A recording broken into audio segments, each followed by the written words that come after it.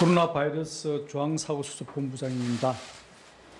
정부는 오늘 국무총리 주재하에 코로나19 중앙사고수습본부 제4차 확대회의를 개최하여 코로나19 지역 전파 방지를 위한 방역대책 강화 방안, 대구 경북 코로나19 해당 및 조치사항, 대구 경북 지원 관련 사항 등을 논의하였습니다.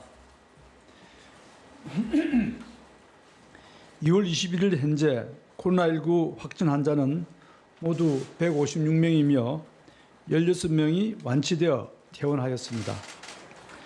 31원 환자가 발견된 이후 역학조사를 통해서 이 환자가 속해 있는 교회를 중심으로 지역사회로 감염이 확산되었던 경로를 찾아내었고 대구와 경북 청도에서 다수의 확진 환자들을 발견하며 역학조사를 계속 진행하고 있습니다. 이외의 지역에서도 역학적 연관성에 대한 추가 확인이 필요한 확진 환자들이 산발적으로 나타나고 있습니다.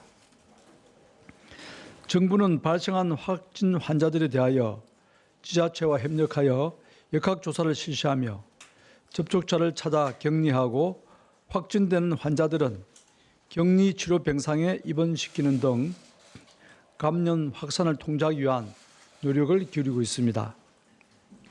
대구 경북 지역의 특별 방역 대책에 대해 우선 설명드리겠습니다. 환자 발생이 집중되고 있는 대구 경북 지역은 감염병 특별관리 지역으로 관리하며 방역 대책을 집중하고 있는 중입니다. 대구 지역의 경우 우선 추가적인 전염 방지를 위해 관련 종교단체의 교인 약 9,000명 전원에 대한 명단을 확보하고 자가격리와 시설격리에 나서고 있습니다.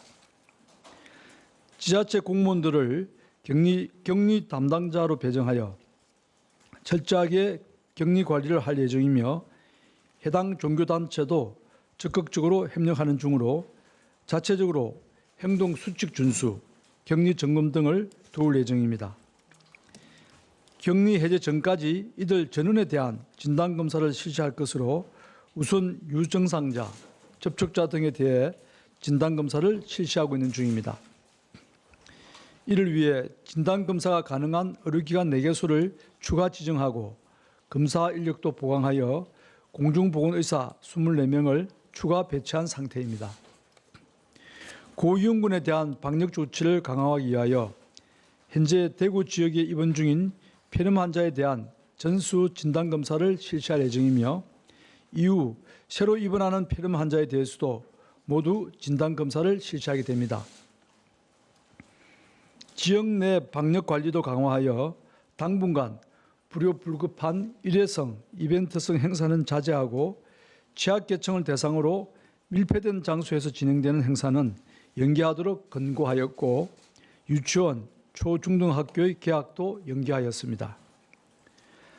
확진 환자 치료에도 만전을 기하기 위하여 지역 대학병원의 신축병동을 긴급 승인하여 확진 환자를 수용하고 대구 의료원 등 전담병원 지정을 통해 추가 환자를 대비한 가용병상을 확보하고 있습니다.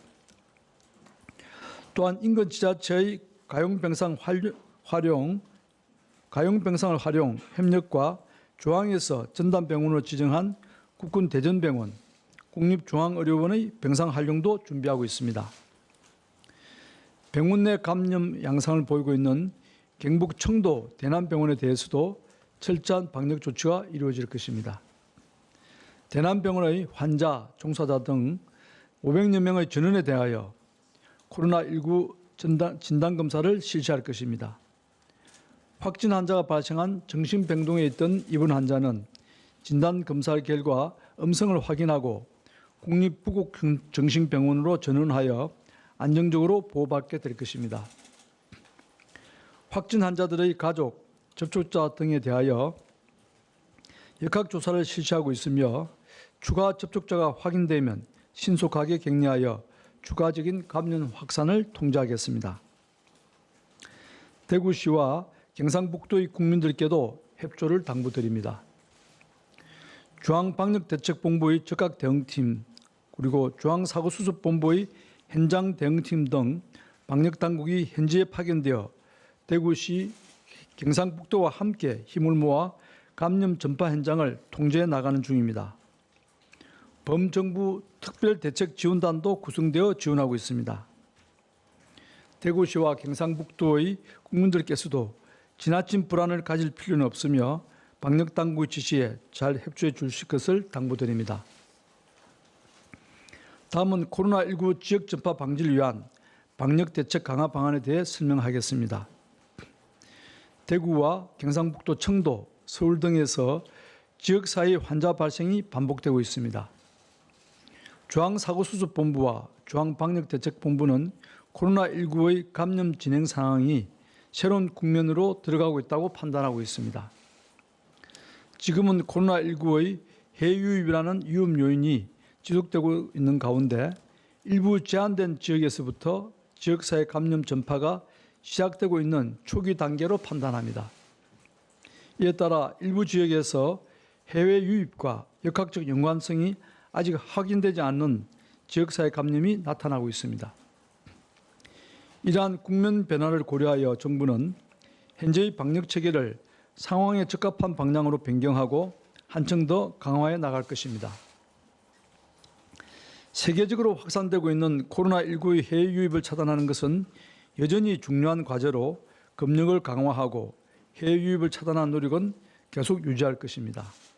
이와 함께 지역사회 전파에 대처하기 위한 방역 대응 체계를 병행하여 구축할 것으로 이를 통해 코로나19의 지역사회 전파를 차단하고 국민의 생명과 건강을 보호할 것입니다. 코로나19는 초기 증상이 기침, 발열 등으로 시작하여 감기와 유사하고 초기에도 감염력을 가지고 있습니다. 전파 속도는 빠른 편이나 치명률은 낮은 편입니다. 다만 고령자와 기저질환이 있는 경우 중증으로 진행될 수 있다고 분석하고 있습니다. 이러한 특성을 감안하여 방역 체계를 강화시키겠습니다.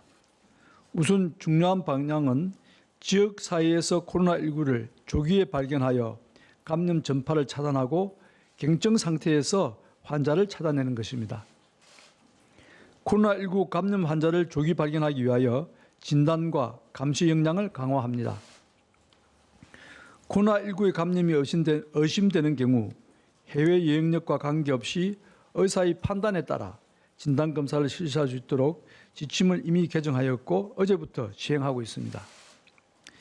신속한 진단을 위해 검체 채취가 가능한 선별진료소와 진단검사기관을 확대하고 검사 인력이 부족한 지역은 공중보건의사를 전환 배치하는 등 진단검사 역량을 1일 1만 건 이상으로 유지하겠습니다. 코로나19에 대한 상시적 감시를 강화하기 위해 기존 호흡기 질환 감시 체계에 코로나19를 추가하는 한편 대상 기간도 확대해 나갈 예정입니다. 외국인 근로자 밀집 지역 등 코로나19 발생 가능성이 높지만 선별진료소가 멀어 검사가 어려운 지역에는 이동진료소를 운영하고 중증장애인이나 노인 등 거동이 불편한 분들 대상으로 이동 검체 채취팀을 구성해 이분들을 방문하여 진단검사를 실시하겠습니다. 코로나19 환자로 인해 병원 내 감염이 발생하는 것은 심각한 문제를 야기하는 만큼 이를 막기 위한 조치도 강화하겠습니다. 폐렴 증세가 있어 병원에 입원하는 환자에 대해서는 우선 격리실에 대기하면서 진단검사를 먼저 실시하여 코로나19인지 여부를 확인하도록 하겠습니다. 중증화되기 전에 환자를 조기에 찾아내고 병원 내 감염을 방지할 수 있을 것입니다. 폐렴 환자가 중환자실에 들어갈 경우에도 사전에 진단검사를 실시하여 중증 환자들이 집중된 중환자실의 감염 가능성을 원천적으로 차단하겠습니다. 응급실도 호흡기 증상 등 의심 환자에 대하여 진입 전 진단검사를 우선 실시하도록 하여 응급실 내 감염을 사전에 방지할 예정입니다. 국민들이 병이윤을 이용하고자 할 때 코로나19 감염을 걱정하지 않고 안심하고 이용할 수 있는 조치도 함께 시행하겠습니다. 가벼운 감기 증상을 가지는 환자는 의사의 판단에 따라 안전성 확보가 가능한 경우 동네 의원을 직접 방문하지 않고 전화 상담과 처방을 받을 수 있도록 한시적으로 허용하겠습니다. 호흡기 발열 환자와 그 외 환자 간의 접촉을 차단하기 위한 국민안심병원도 함께 도입합니다. 국민안심병원은 호흡기 환자를 다른 환자와 분리하여 진료함으로써 병원 내 대규모 감염 확산을 차단하는 병원입니다. 다른 중증 질환으로 병원을 이용해야 하는 환자들도 감염의 위험 없이 진료를 받을 수 있을 것입니다. 아프신 어르신들이 많은 요양병원과 요양시설은 특별히 더 보호를 강화하겠습니다. 폐렴 환자가 발생한 경우 우선 격리 후 진단검사를 실시하고 기침 등 호흡기 증상이 있는 종사자는 업무에서 배제하고 검사를 하겠습니다. 면회나 외부인 출입을 제한하고 입구에서의 발열 검사, 입장 시 마스크 착용 등 예방 노력을 강화하겠습니다. 코로나19 확진 환자의 치료를 위한 입원 병상도 충분히 확보하고 있습니다. 지역별로 국가 지정 입원 치료 병상 외에도 공공과 민간 병원의 음압병실을 최대한 확보하고 경증 환자 치료와 유증상자 격리를 위한 감염병 전담 병원도 지역별로 지정 절차에 들어갔습니다. 또한 코로나19 진단과 치료에 힘쓰고 있는 의료기관이 손실을 보지 않도록 적극적으로 보상할 것입니다. 손실보상 대상과 범위를 정하는 중이며 코로나19 상황이 종료되기 전이라도 일부를 먼저 지원하겠습니다.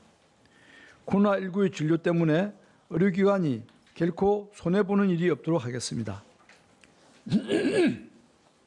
정부는 국민의 건강과 생명을 가장 중요하게 생각하며 코로나19 유입과 지역사회 전파를 막기 위해 모든 노력을 다할 것입니다. 국민 여러분들께서도 적극 협력해 주시길 바랍니다.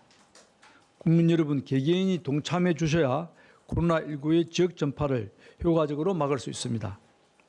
손 씻기와 기침 예절 등 개인 위생 수칙을 잘 지켜주시고 기침 등 호흡기 증상이 있는 경우 마스크를 착용해 주십시오. 코로나19가 의심이 되는 경우 병원을 바로 찾아가기보다 1339 콜센터나 보건소에 먼저 상담을 해주시고 병문안 등 병원을 방문하는 일은 최소화해 주십시오.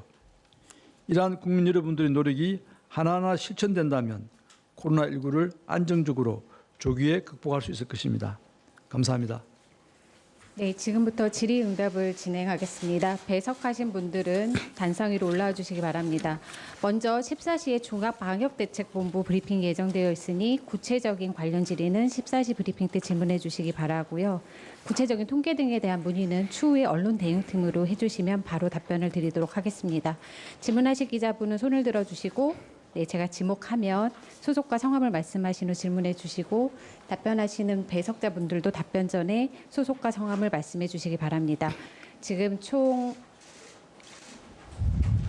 네, 지금 거의 한 7분 정도가 드셨는데요. 그냥 첫 번째 자리부터 순서대로 하는 걸로 하겠습니다. 네, 한국일보 기자님. 예, 저 한국일보 김민호입니다. 먼저 유입 봉쇄에서 국내 확산 방지로의 전환이 이제 방역의 실패 아니냐 이런 지적들이 나오고 있는데요. 그에 대한 이제 입장이 궁금하고요. 그리고 이제 특별관리 지역으로 선정을 한 것에 관련해서는 뭐 특별하게 이게 법에 근거가 없어서 어떤 게 달라지는지 지금 많이 혼동이 있는 것 같은데 뭐 재정 지원이나 인력 지원 같은 게 구체적으로 어떻게 되는지 궁금하고 또 안심병원은 전국에 몇 곳 지정하실 것인지 이게 골고루 분배가 되는 것인지 뭐 궁금하고 마지막으로 정부가 이제 유행이 어디까지 할 것으로 보고 있나 신종플루 같은 상황 어제 중앙임상 TF에서 그런 거 얘기했었거든요. 그때는 뭐 전국에 일주일에 9,000명씩 확진자 나오던 시절인데 그런 상황도 상정해서 병실 준비하고 있는지 그런 게 좀 궁금합니다.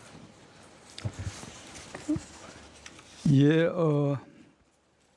첫 번째 질문이 유입 봉쇄에서 지역 전파를 이렇게 줄이는 쪽으로 전환한 것은 저희들은 이것은 애초에 유입 봉쇄에 역점을 두는 시기에도 이미 지역 전파가 어느 시기에 가면 있을 것이라는 것을 예측을 했었고 많은 전문가들과 함께 이에 준비를 해왔습니다.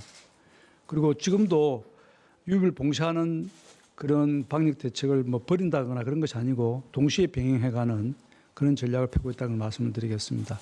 왜냐하면 우리 인접국에 여전히 많은 확진자들이 발생하고 있고 또 그곳에서부터 유입되는 인구 감염 위험을 최소화하는 것 자체가 우리가 두 번째 펴고 있는 지역 전파를 막기 위한 감염 대책에도 중요한 기능을 하기 때문에 유입 봉쇄를 하는 그 기존의 정책을 뭐 버리거나 소홀히할 수 없는 그런 상황입니다. 그래서 두 정책을 동시에 추진해 가겠다는 말씀을 드리고요. 그 특별 감염 지역을 저희들이 이제 설정한 것은 대개 지역 전파가 시작될 때 뭐 소수의 사례부터 발생하는 것인데 어제 그리고 오늘 며칠에 걸쳐서 대구와 청도라는 특정 지역에서 또 특정 종교인 단체를 중심으로 예상 밖으로 아주 많은 수가 확진 환자가 발생을 하고 있습니다. 그래서 그 지역을 특별히 중앙정부와 전국의 지자체들이 협심을 해서 적극적으로 지원하고 또 조기에 그걸 안정시키기 위해서 그런 지역을 설정했다는 것을 말씀을 드립니다. 이것은 감염병 예방법상의 그런 규정이 있는 것은 아니지만 감염병 예방법이 전체적인 국가 재난안전대책의 한 부분이기 때문에 재난안전법에 보면 특별재난구역이라고 있지 않습니까? 그래서 그런 개념을 응용을 해서 감염병 예방법에 맞춰서 그 개념을 설정했다고 그렇게 이해해 주시면 되겠습니다.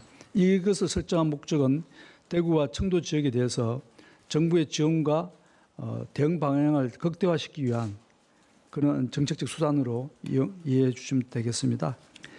두 번째 안심병원에 대해서는 우리 배석자들 답변을 주실 것이고요. 유행기간에 대한 예측은 아직은 그런 것을 예측하기는 좀 이른 것 같습니다.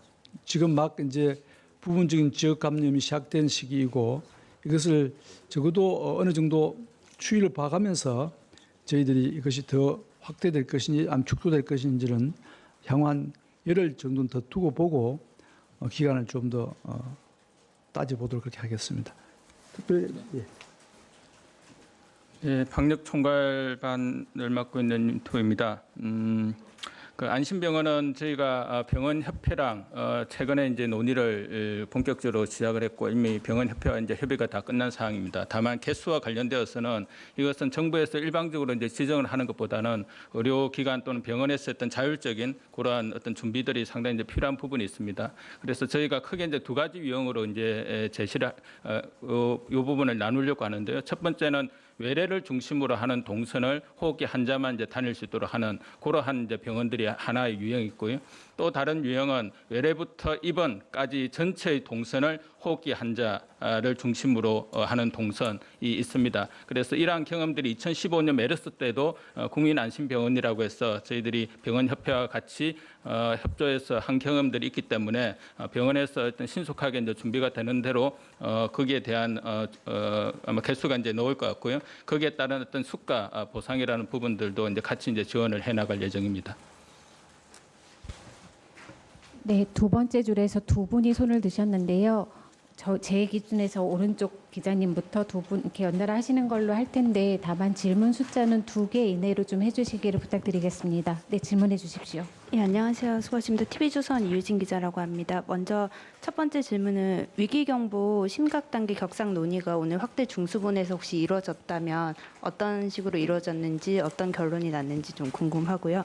두 번째는 국민안심병원에 대해서는 이제 준비를 했는데 지금 계속 나오고 있는 이야기가 이제 코로나가 점점 퍼지면서 1차, 2차, 3차까지 이제 의료기관별 분업 체계를 좀 정립을 해달라 필요하다고 얘기가 나오고 있는데 이 부분에 대한 결정은 어떻게 됐는지 궁금합니다. 이상입니다. 예, 첫 번째 것은 제가 답변드리고 두 번째 것은 우리 총괄반에서 말씀드리겠습니다. 위기 경보의 어떤 그 단계에 대해서 논의가 있었습니다. 그래서 여러 논의가 활발하게 있었고요. 지역사회 전파가 지금 나타나기 시작을 했고 특히 두 지역에서는 아주 급격하게 확진 환자 수가 있기 때문에 위기 단계를 현재 경계 수준에서 심각 단계로 올릴 필요가 있지 않나 하는 그런 이제 문제제기가 있었습니다. 거기에서 여러 가지를 검토해 본 결과 아직은 지역사회 전파가 이제 초기 단계이고 또 부분적으로 일어나고 있고 그리고 비교적 그 지역사회 전파되는 것이 원인이 좀 분명하고 특정 집단을 중심으로 일어나고 있기 때문에 저희들이 조금 더 그 역학조사나 방역을 통해서 통제가 좀 가능하다고 좀 생각을 하고 있고요. 그리고 이 질병 자체가 중증도에서 봤을 때 대부분 경증 환자에서 완치가 되고 있고, 특히 지난 우리가 좀 한 20분 가까이 분들이 이제 완치가 되셨는데, 그 임상의 그 경험이 이제 축적되면서 경증으로 확진 환자가 발견이 되고 또 그분들에게 치료를 하면은 대개 길어야 3주, 대개 2주 내외를 전후해서 완치가 되고 있습니다.